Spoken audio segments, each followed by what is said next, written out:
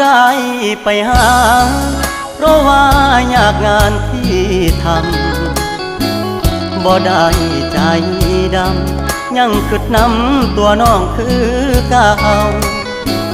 บ่ได้เปลี่ยนไปหัวใจอ้ายยังห่วงเจ้าบ่ได้ปล่อยให้เงาเสาร์อาทิตย์ติดงานโอทีได้แต่โทรหาน้องคงจะไม่ว่ากัน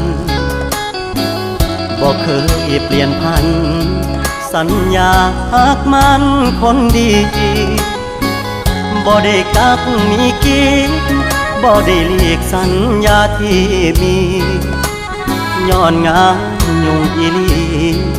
คนดีอย่าเครียดอายเด้อขอหาสุมือเจ้ามาคือน้อยใจเฮ็ดหยังหยุดงานวันวางจะเดินทางเพื่อไปพบเจอ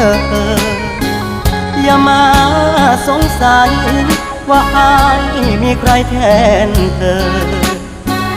หักมันเสมอบอกเคยเพลอสิคิดนอกใจงานยากอีหลี